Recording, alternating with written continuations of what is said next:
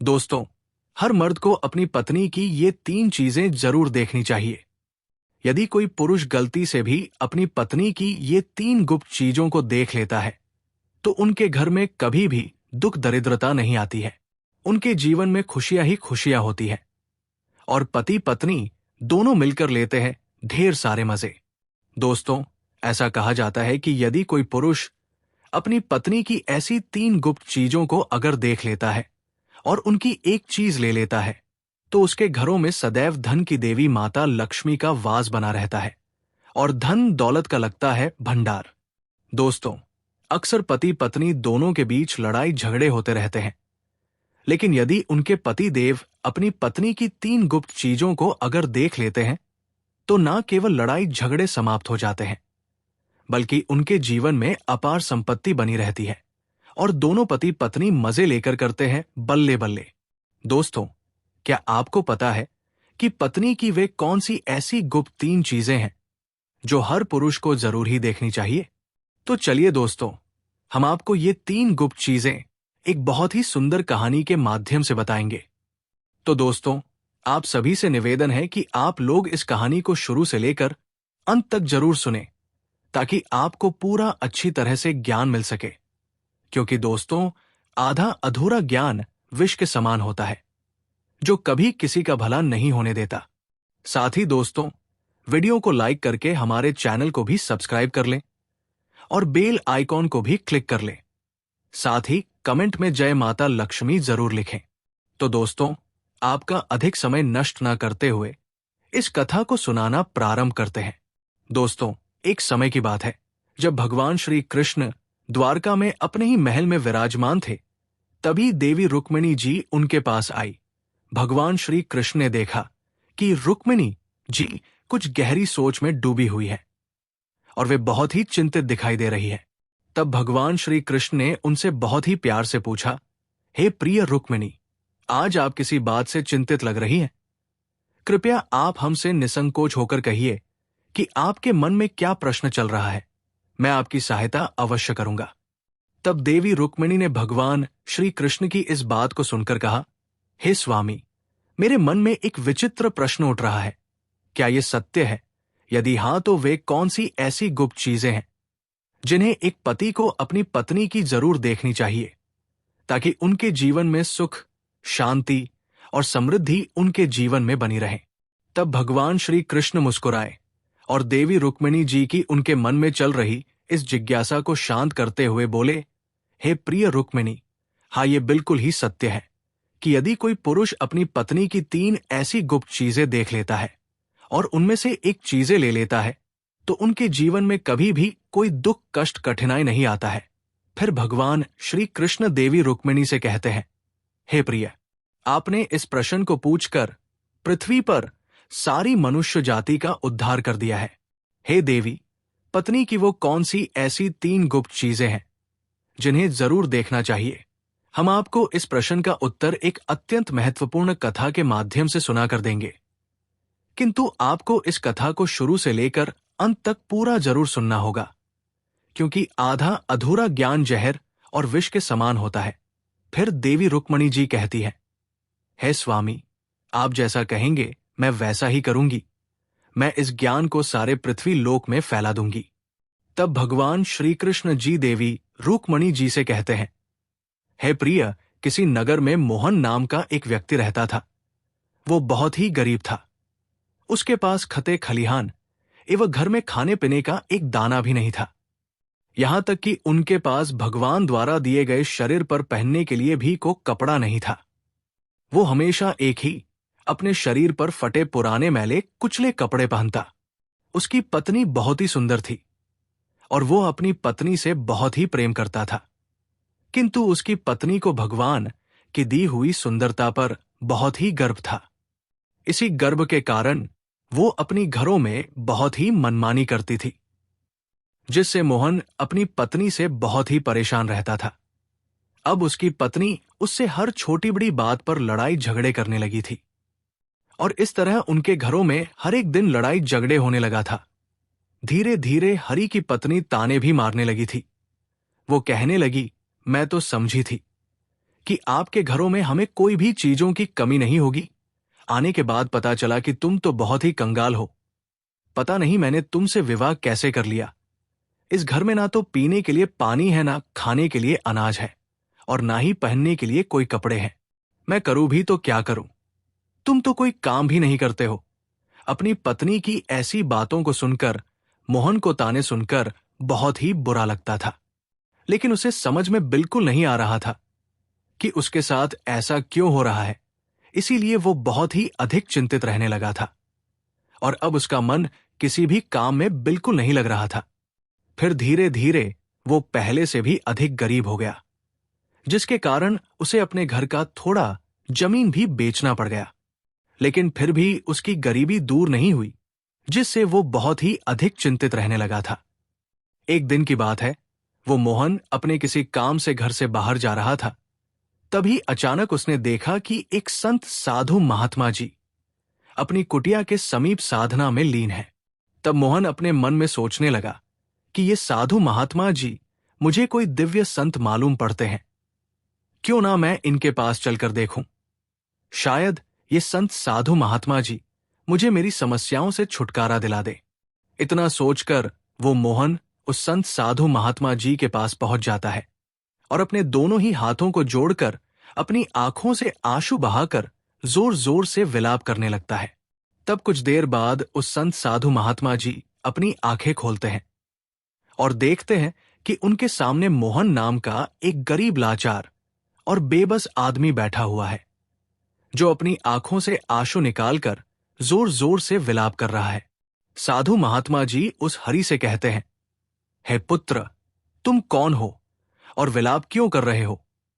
साधु महात्मा जी की बात सुनकर हरि उनसे कहता है, हे मुनिवर महात्मा जी, मैं इस नगर का एक बहुत ही गरीब व्यक्ति मोहन हूं, और मैं इस वजह से विलाप कर रहा हूं क्योंकि मेरी पत्नी मुझसे बहुत ही लड़ाई झगड़ा, बहुत ही ताने मारती रहती है और कहती है कि अब तुम्हारे पास कुछ भी नहीं है, तुम तो बहुत ही कंगाल हो।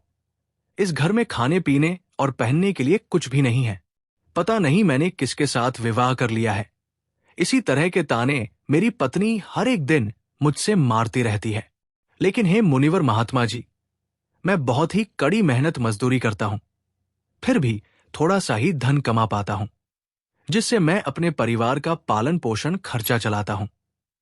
फिर मोहन आगे कहता है, हे मुनिवर महात्मा जी, आप कृपया मुझे कोई ऐसा उपाय बताएं जिससे मेरी पत्नी मुझसे लड़ाई झगड़ा ना करे और मैं बहुत जल्द देखते ही देखते बहुत ही धनवान बन जाऊं।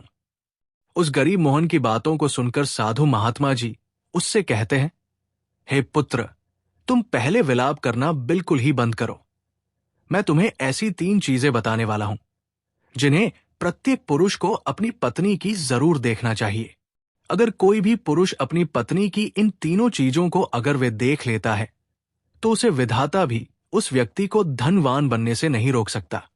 संत महात्मा जी की बात सुनकर मोहन उनसे कहता है, हे महात्मा जी, आप थोड़ी सी भी देर ना करते हुए उन तीनों चीजों को बता दीजिए जिन्हें प्रत्येक पुरुष को अपनी पत्नी की जरूर देखनी चाहिए। मैं उन तीनों चीजों के बारे में जानने के बहुत ही अधिक उत्सुक हूं। तब संत साधु महात्मा मोहन से कहते हैं, हे पुत्र, इतनी उत्सुकता बिल्कुल ही ठीक नहीं होता है। मनुष्य को हमेशा ही धैर्यवान होना चाहिए। तो चलो मैं तुम्हें उन तीनों चीजों के बारे में बता देता हूं जिन्हें प्रत्येक पुरुष को अपनी पत्नी की जरूर ही देखना चाहिए।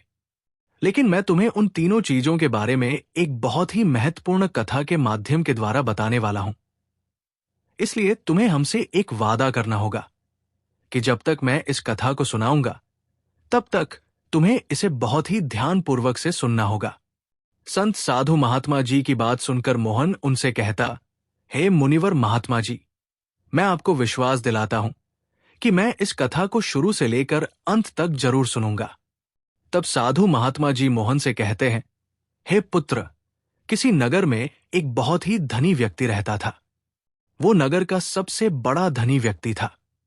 उस धनी व्यक्ति और उसकी पत्नी के बीच बहुत ही अधिक प्रेम था। वे दोनों एक दूसरे से बहुत ही गहराई से प्रेम करते थे और उनके घर में कभी भी आपस में लड़ाई झगड़ा बिल्कुल नहीं होता था। इसीलिए उनके महल में सदैव धन की देवी माता लक्ष्मी जी का वास बना रहता था। उसे अपने व्यापार कारोबार में कई अधिक गुना लाभ प्राप्त होती था। धनी व्यक्ति और उसकी पत्नी के बीच इतना अधिक प्रेम था कि उनके अगल बगल के आस पड़ोस के लोग उनके इस प्रेम को देखकर बहुत ही ईर्ष्या करने लगे थे, जिसकी वजह से कुछ नारियां तो धनी व्यक्ति की पत्नी से बात तक भी बिल्कुल नहीं करती थी। उसकी पत्नी रोज प्रतिदिन शाम के टाइम एक दीपक अपने घर जरूर प्रज्वलित करती थी, लेकिन कुछ औरतें उसे ऐसा करने से माना करती थी और कहती थी, तुम रोज प्रतिदिन शाम के टाइम अपने घर में दीपक क्यों प्रज्वलित करती हो? ऐसा करने से तुम्हें क्या लाभ हासिल होगा? तुम ऐसा कार्य मत किया करो। किंतु वह किसी की बात को सुनकर भी अनसुना कर देती थी और अपनी ही मन मर्जी किया करती थी। यहां तक कि वो अपने पतिदेव की भी कोई बात नहीं मानती थी। वो अपने अनुसार घर परिवार को चलाती थी और धनी व्यक्ति भी अपनी पत्नी को किसी भी कार्य से बिल्कुल भी मना नहीं करता था, क्योंकि वो बहुत ही बुद्धिमान व्यक्ति था। वो जानता था कि यदि वह अपनी पत्नी को किसी भी कार्य से रोकेगा तो उनके बीच विवाद खड़ा हो सकता है, जो उसके व्यापार कारोबार को बहुत ही प्रभावित करेगा। वो अपनी पत्नी से अत्यंत प्रेम करता था और उसे छोड़ना बिल्कुल भी नहीं चाहता था। हालांकि उसकी पत्नी उसके प्रति उतना ही प्रेम नहीं करती थी, बल्कि केवल दिखावे का प्रेम जताती थी और कभी कभी वे तो नाराज भी हो जाती थी। फिर भी वो धनी व्यक्ति अपनी समझ और धैर्य से उसे मना लेता था। इस प्रकार दिन बीत रहे थे और वो अपनी पत्नी के साथ बहुत ही सुखपूर्वक अपनी जीवन व्यतीत कर रहा था। धीरे धीरे ये बात पूरे नगर में और गांव में फैल गई कि उस धनी व्यक्ति और उसकी पत्नी का प्रेम एक मिसाल है। नगरवासी उनके आपस में बने रिश्ते को बहुत ही आदर्श मानने लगे थे। जब ये बात नगर के राजा साहब तक पहुंची तो उसने अपने दरबार के सैनिकों को बुलाकर कहा, जाओ उस धनी व्यक्ति और उसकी पत्नी को बहुत ही सम्मान पूर्वक राजमहल में बुला कर ले आओ। हम उनका अति सम्मान करना चाहते हैं, पर उन्हें इस बारे में कुछ मत बताना। राजा साहब जी की आज्ञा पाकर राजा साहब के सैनिक उस धनी व्यक्ति के घर पर पहुंचे और दरवाजे पर दस्तक दे दी। कुछ देर बाद जब वो धनी व्यक्ति अपना दरवाजा खोलता है तो सामने राजा साहब जी के सैनिक खड़े दिखाई पड़ते हैं। फिर वो धनी व्यक्ति हैरान होकर पूछता है कि आप लोग मेरे महल क्यों आए हैं? तब राजा के सैनिक विनम्रता से जवाब देते हैं, राजा साहब जी ने आपको राजमहल में बुलाया है। इसके बाद वे सैनिक उस धनी व्यक्ति और उसकी पत्नी को बहुत ही आदर करते हुए सम्मान के साथ उन्हें राजमहल ले जाते हैं। राजमहल में पहुंचने पर राजा साहब जी उस धनी व्यक्ति और उसकी पत्नी का बहुत ही आदर पूर्वक सत्कार करता है। फिर उनके प्रेम और आपसी समझ की प्रशंसा करते हुए राजा साहब जी उन्हें थोड़े से धन से भी सम्मानित करता है। इस उपहार को पाकर धनी व्यक्ति और उसकी धर्मपत्नी उनसे बहुत ही अत्यंत प्रसन्न होते हैं और खुशी खुशी अपने महल को लौट जाते हैं। इसके बाद राजा साहब ने पूरे नगर में ये घोषणा करवाया कि इस प्रेम की सराहना में सभी लोग आज रात्रि के समय अपने अपने घरों में दीप प्रज्वलित करें। राजा साहब की आज्ञा पाकर नगर के सभी लोग दीपक जलाते हैं, किंतु कुछ समय बाद सभी घरों के दीपक बुझ जाते हैं। केवल उस धनी व्यक्ति के महल का दीपक अभी भी जलता रहता है और उसका प्रकाश दूर दूर तक फैलता है। ये देख राजा साहब ने सोचा, क्यों ना मैं स्वयं जाकर देखूं कि किसके घरों का दीपक अभी तक जल रहा है और किसके घर में दीपक बुझ गया है। इतना सोचकर वो महल से नगर की ओर देखता है तो उन्हें दिखाई देता है कि केवल वे धनी व्यक्ति के महल का दीपक ही अभी तक जल रहा है, बाकी सभी घरों में दीपक बुझ चुके हैं। राजा साहब नगर की ओर देख ही रहे थे कि तभी उनकी रानी वहां आ जाती है। तब राजा साहब अपनी रानी से कहते हैं, हे रानी, आप जरा देखिए, नगर के सभी घरों में दीपक बिल्कुल ही बुझ चुके हैं, लेकिन उस धनी व्यक्ति के महल में दीपक अभी तक जल रहा है। ये इस बात का प्रमाण है कि उनके बीच सच्चा प्रेम है और इसका श्रेय उस धनी व्यक्ति की बुद्धिमानी को जाता है। वो अपनी सूझबूझ से अपने महल को शांति और सच्चा प्रेम भावना से चलाता है, परंतु रानी साहिबा अपने पतिदेव राजा साहब जी की बात से असहमत होती है और कहती है, महाराज, मैं आपकी बात से बिल्कुल ही सहमत नहीं हूं। धनी व्यक्ति और उसकी पत्नी में अत्यधिक प्रेम का कारण उसकी पत्नी है। राजा साहब और रानी साहिब के बीच इस विषय पर बहस धीरे धीरे बढ़ जाती है और अंततः ये बहस तलवारों की लड़ाई में बदल जाती है। इस बहस में दोनों को कई चोट तक लगती है। अचानक से राजा साहब जी के मन में एक विचार आता है और वे रानी साहिबा से कहते हैं, हम दोनों आपस में इस तरह लड़ाई झगड़ा क्यों कर रहे हैं? क्यों ना हम उस धनी व्यक्ति और उसकी पत्नी की इम्तिहान ले लें, ताकि ये स्पष्ट हो जाए कि उनके प्रेम का असली कारण क्या है।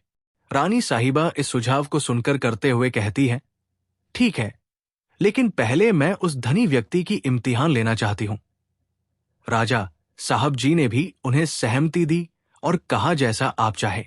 फिर रानी साहिबा ने कुछ अपने सैनिकों को बुलाकर आदेश देती है कि जाओ, उस धनी व्यक्ति से जाकर कह दो कि यदि वो अपनी पत्नी को जान से मार डालेगा तो मैं उससे विवाह कर लूंगी और राजा साहब जी को कारागार में डाल दूंगी और उसे राजा साहब बनाकर उन्हें उनका राजगद्दी सिंहासन पर विराजमान कर दूंगी। रानी साहिबा का आदेश पाकर सैनिक उस धनी व्यक्ति के घर पहुंचते हैं। संध्या ढलने वाली थी और उस टाइम धनी व्यक्ति की पत्नी कहीं बाहर गई हुई थी और वो धनी व्यक्ति अपने घर में ही था, क्योंकि वो अस्वस्थ था। सैनिक उनके दरवाजे पर दस्तक देते हैं। धनी व्यक्ति ने किसी तरह उठकर दरवाजा खोला तो वे सैनिक उस धनी व्यक्ति से कहते हैं, सुनिए, रानी साहिबा का आदेश है कि यदि आप अपनी पत्नी को जान से मार डालेंगे तो रानी साहिबा आपसे विवाह कर लेंगी और राजा साहब जी को बंदी बनाकर कारागार में डाल देंगी। फिर आपको उनके जगह पर उनकी राजगद्दी सिंहासन पर विराजमान कर देंगी। फिर इस नगर में आपका राज्य हो जाएगा।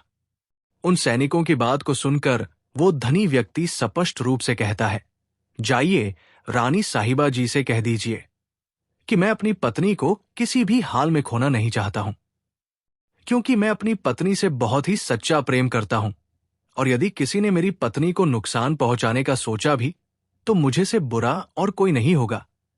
और बात रही रानी साहिबा जी से विवाह करने की, तो आप रानी साहिबा से कह दीजिएगा कि मैं उनसे किसी भी हाल में विवाह करने के लिए तैयार नहीं हूं, चाहे वे मुझे अपना सिंहासन राजगद्दी ही क्यों ना दे दे। मैं अपनी धर्म पत्नी का स्थान किसी को भी नहीं दे सकता। फिर उस धनी व्यक्ति की बातों को सुनकर वे सैनिक राजा साहब जी के राज महल पहुंच जाते हैं और रानी साहिबा को उस धनी व्यक्ति के द्वारा बताई गई बातें बता देते हैं। उसके बाद राजा साहब अपनी रानी साहिबा से कहते हैं, देखिए, वो धनी व्यक्ति कितना समझदार है। और इससे स्पष्ट हो जाता है कि उस धनी व्यक्ति और उसकी पत्नी के बीच इतना सच्चा प्रेम होने का कारण वो धनी व्यक्ति ही है, क्योंकि वो अपनी धर्म पत्नी से बहुत ही सच्चा प्रेम करता है। राजा साहब की बात सुनकर रानी साहिबा राजा साहब जी से कहती है, आप ये कैसे कह सकते हैं? आपने अभी तक उस धनी व्यक्ति की पत्नी की इम्तिहान नहीं ली है। तब राजा साहब जी कहते हैं, ठीक है, मैं आपकी संतुष्टि के लिए उसकी पत्नी की इम्तिहान ले लेता हूं। फिर राजा साहब अपने कुछ सैनिकों को बुलाते हैं और उनसे कहते हैं, जाओ और इस नगर में रहने वाले उस धनवान धनी व्यक्ति की धर्म पत्नी से कहो कि यदि वो अपने पति को जान से मौत के घाट उतार देगी तो मैं उसे अपनी रानी के रूप में उन्हें स्वीकार कर लूंगा। जब वे सैनिक उस धनी व्यक्ति के महल में पहुंचते हैं तो वे देखते हैं कि उसकी पत्नी कुएं से पानी लेकर आ रही है। जब उसकी पत्नी उन सैनिकों के पास पहुंचती है तो वे उसे बताते हैं। राजा साहब जी के उन सैनिकों की बात को सुनकर धनी व्यक्ति की पत्नी सोचने लगती है कि राजा साहब जी मुझसे विवाह करने के लिए तैयार है, तो ये बहुत अच्छा है, मैं अपने पतिदेव को जान से मार डालूंगी। अपने मन में इतना सोचकर वो उन सैनिकों से कहती है, ठीक है, मैं अपने पतिदेव को मौत के घाट उतारने के लिए बिल्कुल ही तैयार हूं। तब वे सैनिक उससे पूछते हैं, लेकिन राजा साहब जी को ये कैसे पता चलेगा कि तुमने अपने पतिदेव को मौत के घाट उतार दिया है? फिर धनी व्यक्ति की पत्नी उन सैनिक से कहती है, संध्या काल के समय जो दीपक मैं हर दिन जलाती हूं, उसके थोड़ी देर बाद में अपने पतिदेव को मौत के घाट उतार दूंगी। भक्तों, अगर आप वीडियो का पार्ट 2 देखना चाहते हैं तो इस वीडियो को एक लाइक करके कमेंट में जय श्री कृष्ण जरूर लिखें। साथ ही कमेंट में पार्ट 2 लिखकर हमारे चैनल सुखी संसार को सब्सक्राइब जरूर करें। धन्यवाद।